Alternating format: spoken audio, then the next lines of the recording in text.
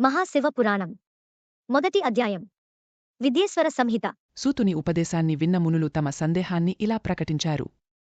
ఆవు సూత మహాముని, సర్వదేవతలు మూర్తి స్వరూపంలో మాత్రమే అర్చింపబడుతూ ఉండగా ఒక్క శంకరుడు మాత్రం లింగమునందు మూర్తియందుకూడా పూజింపబడటానికి కారణమేమిటి?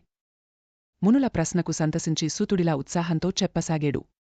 ఆవో ఋషులారా, మీరడిగిన ప్రశ్న చాలా ఉత్తమమైనది. దీనికి సమాధానం చెప్పగల సమర్థుడు మహాదేవుడొక్కడే, ఇతరులు కారు. శివునిచే చెప్పబడి క్రమంగా గురుముఖంగా నాకు తెలిసిన విషయాన్ని మీకు చెబుతున్నాను వినండి. శివుడొక్కడే పరబ్రహ్మస్వరూపుడు. ఆయన నిష్కలుడు, నిరాకారుడు. శివునకు రూపమున్న కారణంగా ఆయన సాకారుడు కూడా. ఆయన నిరాకారుడు కనుక నిరాకారమైన లింగమునందు, సాకారుడు కనుక సాకారమైన మూర్తియందు కూడా ఆరాధింపబడుతున్నాడు. ఆయన ఒకే సమయంలో సకలుడు, నిష్కలుడు కనుక పరబ్రహ్మ శబ్దవాచ్యుడవుతున్నాడు. ఇతర దేవతలు పరబ్రహ్మ శబ్దవాచ్యులు కారు గనుక వారికి నిరాకారత్వం లేదు. లింగరూపంలో పూజ లేదు. వారు బ్రహ్మస్వరూపులు కారు, జీవులేయగుచున్నారు.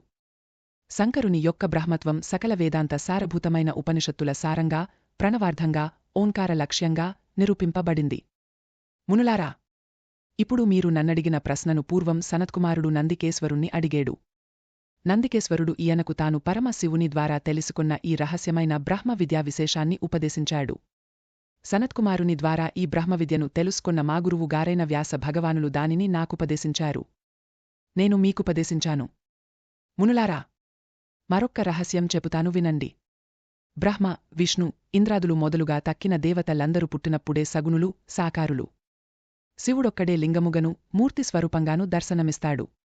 పూర్వకల్ప ప్రళయాంత వేళ మహాత్ములైన బ్రహ్మ విష్ణువులు పరస్పరాధిక్యత కొరకు కలహించుకొనగా వారి మధ్య నిరాకారమగు స్తంభరూపంలో పరమశివుడు ప్రత్యక్షమై వారి అహంకార నిర్మూలనం చేశాడు.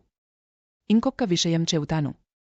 పూర్వం సనత్కుమారుడు నందికేశ్వరుణ్ణి లింగము, మూర్తి ఈ రెంటి యొక్క ఆవిర్భావగాథను చెప్పవలసిందని కోరగా నందీశ్వరుడిలా చెప్పాడు. పూర్వం విష్ణువు శేషతల్పం మీద శయనించి ఉండగా బ్రహ్మవేత్తలలో శ్రేష్ఠుడైన పితామహుడు యాదృచ్ఛికంగా విష్ణువును చూచి ఇలా ప్రశ్నించాడు. ఆవు పురుషుడా, నీవెవరవు? నన్ను చూసి కూడా గౌరవంతో లేవకుండా పరుండియున్నావు. లే, నేను నీకు ప్రభువును, నాతుడను. పెద్దలు వచ్చినప్పుడు గౌరవించని మూర్ఖునకు ప్రాయశ్చిత్తం విధి. బ్రహ్మగారి మాటలను విన్న విష్ణువు ఆంతర్యంలో కోపాన్ని పొందికూడా బాహ్యంగా శాంతాన్ని ప్రకటించి ఇలా అన్నాడు. ఓ వత్సా, నీకు శుభమగుగాక. నీకు స్వాగతం. ఇదిగో ఆసనం. స్వీకరించు. నీ ముఖం చింతాగ్రస్తమై ఉంది. చూపులు ప్రసన్నంగా లేవు. కారణమేమిటి? విష్ణువు యొక్క శాంత వచనాలను లక్ష్యపెట్టక బ్రహ్మగారిలా అన్నారు. అయో విశ్రో, అభిమానధనుడనైన నేను ఏ ప్రమాణానికి, కొలతకు అందని పితామహుడను. కాలం నాకు ఆటంకంగాదు. నేను కాలాతీతుడను. ఆ వేగంతోనే వచ్చాను. నిన్ను, జగత్తును సృష్టించినవాణ్ణి, రక్షించేవాణ్ణి నేనే. బ్రహ్మగారి అవిద్యా విలసితమైన వచనాలను విన్న విష్ణువు అంతకు మించిన అజ్ఞానంతో ఇలా అన్నాడు. అయో వర్షా, ఈ బ్రహ్మాండాలన్నీ నా కుక్షలో ఉన్నాయి. దొంగతనం చేసినవాడు బొంకినట్లు నువ్వు చోర భాషణం చేస్తున్నావు. ఈ లోకాలన్నింటినీ సృష్టించిన నిన్ను సృష్టించిన వాడను నేనే. నా నాభి కమలం నుండి ఆవిర్భవించిన కమలోద్భవుడవు నీవు. కనుక నా పుత్రుడవు. తెలుసుకో. వ్యర్థాలాపాలు వద్దు. ఈ విధంగా మోహ విభ్రాంతులైన బ్రహ్మ విష్ణువుల మధ్య వివాదం ముదిరింది. ఈ సృష్టికి నేనే ప్రభువును అని ఒకరు, నేనే ప్రభువును అని మరొకరు. ఇలా వివాదం ముదిరి ఇద్దరూ యుద్ధ సన్నద్ధులయ్యారు. హంసవాహనారుఢుడై బ్రహ్మగారు, గరుడవాహనారుఢుడై విష్ణువు యుద్ధం చేస్తుండగా వారి వారి అనుచరగణం కూడా చేతులు కలిపేరు. పోరు భీకరంగా సాగుతోంది. ఇరువురి మధ్య కుంభవృష్టిని తలపింపచేసిన బాణయుద్ధం ముగిసింది. జయకాంక్షా తత్పరులై పరస్పరం అస్త్రప్రయోగానికి తలపడ్డారు. ఆ యుద్ధంలో కూడా జయాపజయ నిర్ణయం నిశ్చితం కాకపోయేసరికి విష్ణువు క్రుద్ధుడై మహేశ్వరాస్త్రాన్ని బ్రహ్మపై ప్రయోగించాడు. మహేశ్వరాస్త్ర సంజనిత ధూమానలపాతానికి బ్రహ్మవాహనమైన హంస వైవర్ణ్యాన్ని పొందింది. బ్రహ్మగారు తన తేజస్సును కోల్పోయాడు. మహాభయంకరమైన మహేశ్వరాస్త్రానికి కొద్దిగా భీతిల్లిన విధాతను జూచి తన రెక్కల చాటున అజ్ఞాతంగా నక్కియుండి రక్షణ పొందవలసిందని హంస పలికిన వెక్కసపు పల్కులకు మిక్కిలి కోపించి దురాసదమైన రౌద్రవేగానికి శరీరం కంపమొందా, శిఖాబంధనం ముడివీడి పారాడా, అత్యుగ్రమైన ఆగ్రహంతో వామ హస్తంతో కమండలువును గ్రహించి దక్షిణ పాణితో జలాన్ని ప్రోక్షించి పాశుపత మంత్రరాజాన్ని స్మరించి హరి యొక్క వక్షస్థలానికి గురిచూసి విరించి ప్రయోగించాడు. సహస్రముఖము, అత్యుగ్రము, చండవాత భయంకరము అయిన ఆ అస్త్రద్వయం మంటలను పుట్టిస్తూ లోకాలకు భీతిని కల్పిస్తోంది. బృందారకులందరూ భయకంపితులయ్యారు. వారిలో వారిలా ఒక నిర్ణయానికి వచ్చారు. సృష్టి, స్థితి, సంహార, తిరోభావ, అనుగ్రహములనే పంచకృత్యాలను పరబ్రహ్మస్వరూపుడైన ఏ పరమేశ్వరుడు అవలిలగా నెరవేరుస్తూ ఉంటాడో, ఎవని యొక్క ఆజ్ఞలేనిదే లోకంలో గడ్డిపోచకూడా కదలదో అట్టి త్రిశూలిని శరణు పొందుదాం. ఈ సంక్షోభాన్ని నివారించటానికి ఆయనే సమర్థుడు అని తలపోసి దేవతలంతా కైలాస శిఖరానికి చేరుకున్నారు. చేరుకుని మణిప్రభా మండితమైన సభామంటపంలో ఉమాసహితుడై ప్రమథ గణాలు పరివేష్టించి ఉండగా, భుజవలుల కంకణ లనత్కారం తోరంగా ధ్వనింప చామరగ్రాహినులు వింజామరలు వీస్తుండగా, వేదరాశి పేదయై స్తుతిస్తుండగా కన్నుల పండువుగా కొలువు తీరియున్న ప్రణవశబ్దవాచ్యుడైన పరమశివుని దర్శించి ఆనందంతో కన్నుల ఆనందాశ్రువులు జారగా సాష్టాంగ ప్రణామాలాచరించారు అమరులు. అంత శివుడు మంగళకరము, అర్థగాంభీర్యముగల మాటలతో దేవతల నిలాక్షేమ సమాచారం అడిగాడు. అప్రియమైన దేవతలారా, నా శాసనం వలన మీకు అభ్యుదయం కలుగుతున్నది కదా. జగత్తు, లోకపాలకులు, సకల దేవతా సమూహం వారి వారి కర్మలయందు సక్రమంగా ప్రవర్తిస్తున్నారు గదా. పరస్పరాధిక్యత నిరూపణ కొరకు బ్రహ్మవిష్ణువుల మధ్య నడుస్తున్న యుద్ధం గురించి నాకు ముందే తెలుసు.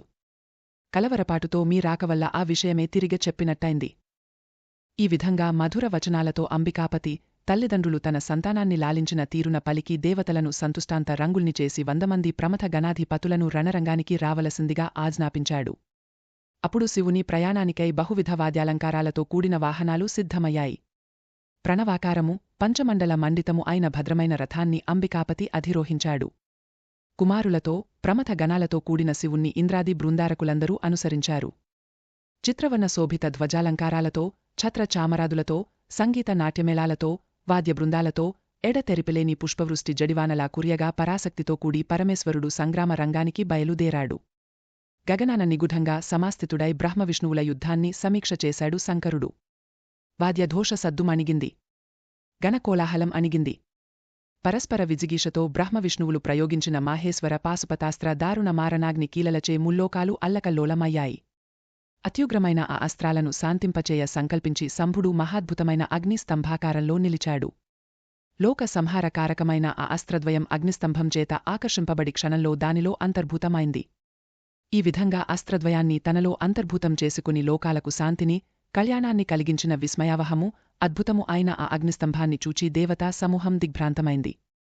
అంతవీరులైన బ్రహ్మ విష్ణువులిరువురు ఈ అగ్నిస్తంభం ఎక్కడ నుండి పుట్టింది? దీని ఆద్యంతములు ఎక్కడా? దాన్ని మనం పరిశోధించాలి అని నిశ్చయించుకున్న వారై వారి దేవత్వమునందు వారికి గల అమితమైన విశ్వాసంతోనూ, అతిశయించిన గర్వంతోనూ సత్వరంగా పరీక్షార్థం బయలుదేరారు. విష్ణువు సూకర రూపాన్ని ధరించి ఆదిని, బ్రహ్మహంస రూపాన్ని పొంది దాని అంతాన్ని కనిపెట్టాలనే పట్టుదలతో బయలుదేరారు. ఎంత దూరం పయనించినా దాని ఆదిని కనిపెట్టలేక మిక్కిలి అలసిన విష్ణువు యథాస్థానానికి వచ్చి చేరాడు, బ్రహ్మగారి కంటే ముందుగా. ఇక బ్రహ్మగారు హంస రూపంలో ఆకాశంలో పయనిస్తూ ఉండగా దారిలో జారిపడుచున్న అద్భుతమైన మొగలి పువ్వును చూచాడు.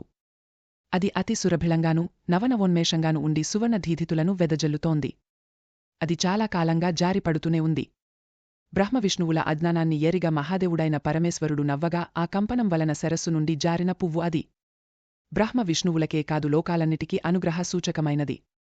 అలా జారిపడుతున్న మొగలి పువ్వును చూచి బ్రహ్మగారు, ఓ పుష్పరాజమా, నువ్వు ఎక్కడ నుండి జారిపడుతున్నావు? నిన్ను ధరించినది ఎవరు? అని అడిగాడు. అందుకిలా పుష్పం సమాధానం చెప్పింది. ఆఓ జీవా, అప్రమేయమైన ఈ అరుణస్తంభం యొక్క అగ్రభాగాన్ని నేనెరుగను. చిరకాలం క్రిందట స్తంభం యొక్క మధ్యభాగం నుండి జారాను. దీని అగ్రాన్ని చూడాలనే ఆశ వదులుకో. ఆ మాటలను విన్న బ్రహ్మ పుష్పాన్నిలా ప్రార్థించాడు. ఆఓ పుష్పరాజమా, నేను సృష్టికర్తయైన విధాతను. ఈ లింగాగ్రాన్ని సేవించాలనే సంకల్పంతో బయలుదేరాను. నాకొక ఉపకారం చెయ్యాలి. నాతోపాటు విష్ణువు వద్దకు వచ్చి ఈ బ్రహ్మలింగాగ్రాన్ని సేవించాడు. అందుకు నేనే సాక్ష్యం అని సాక్ష్యం చెప్పాలి. ఆపత్కాలంలో అసత్యమాడటం తప్పుకాదు. బ్రహ్మగారి మాటలకు పుష్పం సరేయని అంగీకరించింది. మిక్కిలి శ్రమచెంది డస్సియున్న విష్ణువు ఎదుట అలాగే సాక్ష్యం చెప్పింది. కూట సాక్ష్యాన్ని నమ్మిన విష్ణువు బ్రహ్మగారు నిజంగానే లింగాగ్రాన్ని సేవించాడనే విశ్వాసంతో బ్రహ్మను షోడశోపచారాలతో పూజించాడు. దుర్బుద్ధితో అసత్యమాడిన బ్రహ్మను శిక్షించటానికై ఈశ్వరుడు అగ్నిలింగం నుండి సకలుడై, సగుణుడై, సాకారంగా ఆవిర్భవించాడు. అలా ఆవిర్భవించిన స్వామిని చూచి ముకుళిత హస్తుడై విష్ణువు ఆయన పాదాలను పరిగ్రహించి ఇలా ప్రార్థించాడు. ఏ స్వామి, ఆద్యంతములు లేని విరాట్ స్వరూపుడవు నీవు. కాని మేమిద్దరం నిన్ను విమర్శ చేయటానికి పూనుకొన్నాం. ఓ కరుణాకర, దయార్ద్ర దృష్టితో చూడు. మా అజ్ఞానాన్ని మన్నించు. ఇదంతా నీ లీల. అలా సత్యాన్ని పలికిన విష్ణువును చూచి ఈశ్వరుడు, ఓ వత్సా, నీవు ఈశ్వరత్వాన్ని కోరిన వాడవై ఉండి కూడా సత్యాన్నే పలికావు. ఆ కారణంగా నీ ఎడల చాలా ప్రసన్నుడనయ్యాను. భూలోకంలో నాతో సమంగా నీకు కూడా పూజా సత్కారాలు లభిస్తాయి. నాకంటే వేరుగా నీకు క్షేత్ర, ప్రతిష్ఠ, ఉత్సవ, పూజాదికాలు నిర్వర్తింపబడతాయి అని సకల దేవతాగణం చూస్తుండగా విష్ణువుకు తనతో సమానమైన స్థాయిని కల్పించాడు. తరువాత ఏం జరుగుతుందో నెక్స్ట్ ఎపిసోడ్లో చూద్దాం.